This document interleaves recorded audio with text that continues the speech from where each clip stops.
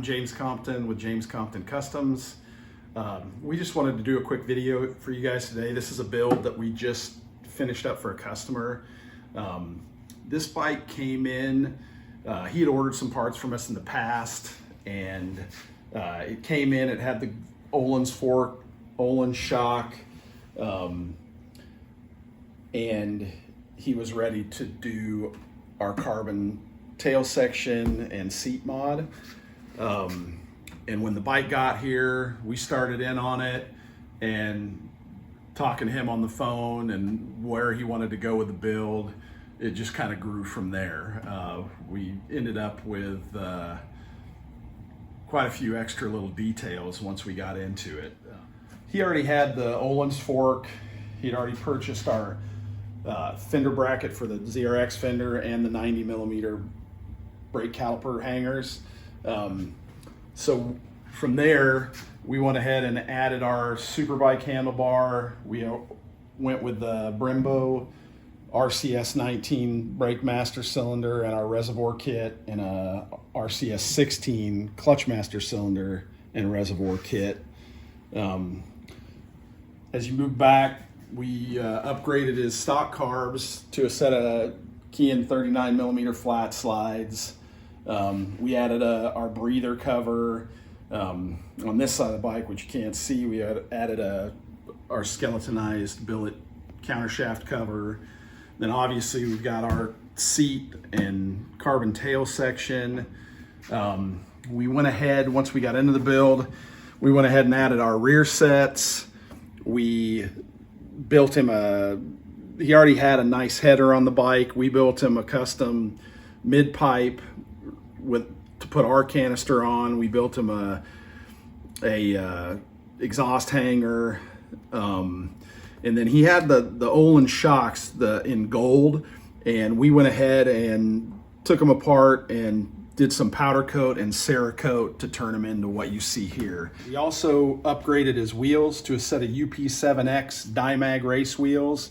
This is our go-to wheel for all our builds. We really love the Dimags. Are super high quality wheel and a great company to work with. We're really happy with them.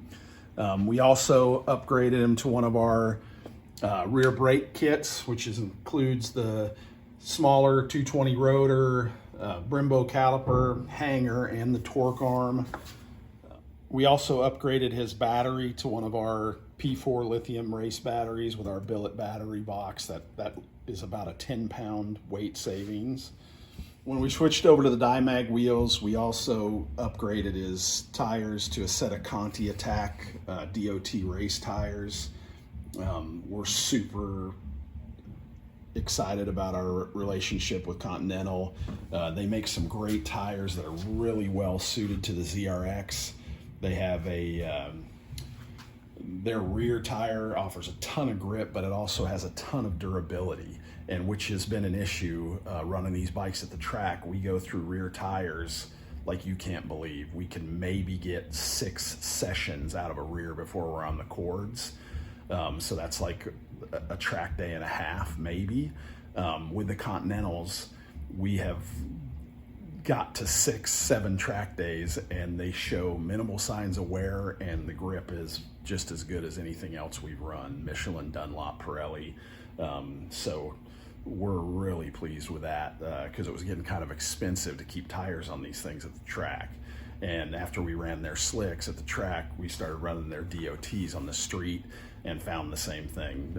Tons of grip, durability. It's just a great tire. We're really happy with it. One of the other upgrades we did was active race throttle and our power and start switch upgrade. We really like this throttle assembly. It works really nice with the Kean flat slides. It's nice and smooth, has a good pull to it.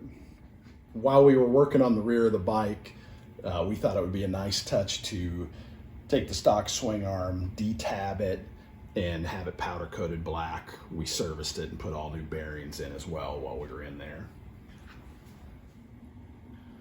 So I think we ended up with a pretty clean build, one that I would be proud to take to any Sunday ride or to a track day. It's got all the necessary components to do either of those things really well and look good while you're doing it. One of the big questions that we got on this particular build, more than any other build, is what's that going to cost to do that? And that's kind of a tough question. Builds really depend on components. It's not as much time and labor. That's really a small portion of the overall cost of doing something like this.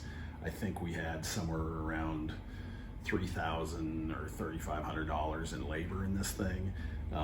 But for this build, all in all, including the parts that he'd already previously purchased, the suspension, wheels, controls, all our billet parts, the carbon tail, rear sets, exhaust, all in was right around $17,000.